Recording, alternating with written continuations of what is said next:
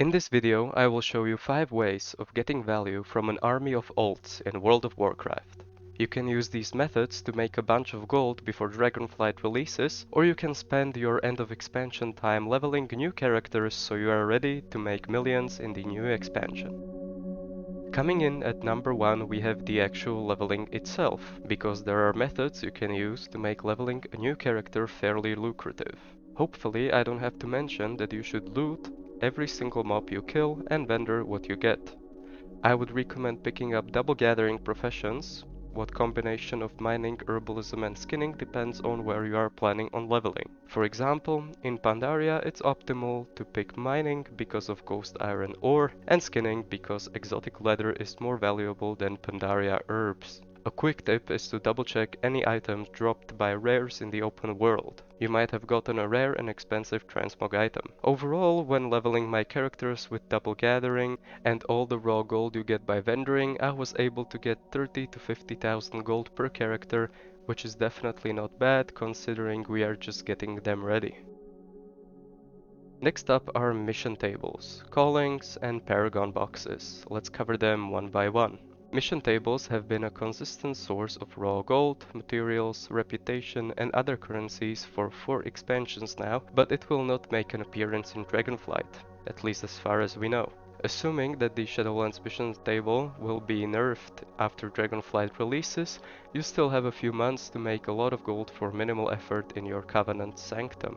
I would recommend using an add-on called Venture Plan, which makes sending your companions on missions so much faster and easier. Callings were a somewhat new system on release of Shadowlands, allowing you to make an extra 2000 or so gold for simply doing world quests every day per character.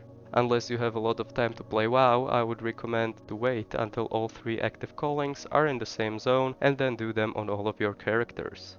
Personally, I have 11 max level characters, so when this occurs I am able to get around 100,000 gold in a day just from callings, world quests and gathering materials while doing them. After reaching Exalted with a reputation in Shadowlands, you can fill the rep bar with 10,000 more reputation repeatedly, each time getting a box with roughly 3500 gold. The great thing here is that the callings themselves give a lot of reputation and you can get smaller amounts for world quests and missions. Number 3 on today's list are profession cooldowns. These are special crafted items you can craft only once per day. After reaching max level you can switch gathering professions to crafting professions and set your characters up with materials to do these crafts and add them to your daily gold making routine. There's many of them, some more profitable, some less, so I would recommend focusing on the valuable ones. Jard's Peculiar Rod is a daily engineering cooldown that costs 10 ghost iron bars. 30 of these, so a month of daily crafting, will get you enough rods to craft a sky golem. Hexweave Cloth is a Warlords of Draenor material required to craft 30 slot hexweave bags. To do this craft you need sumptuous fur and gore-grown fly traps, both easily purchasable on the auction house. Temporal Crystal is another WoD item made from single luminous shard and required for a popular 2% speed cloak enchant and WoD weapon illusions. A third WoD item is the True Steel Ingot. This one is only useful for transmogs, so not a super high priority. Like I mentioned, there's many more daily professional cooldowns, I just decided to mention a few off the top of my head here. A big advantage of having many characters is the flexibility in what gold farms you can actually do. There are many class-specific gold farms in the game, a few of them I have already covered on the channel in previous videos. These are my favorite ones, I would recommend you try for yourselves. Seal Tome of the Lost Legion is a classic, makes your warlock spells look more fel-like.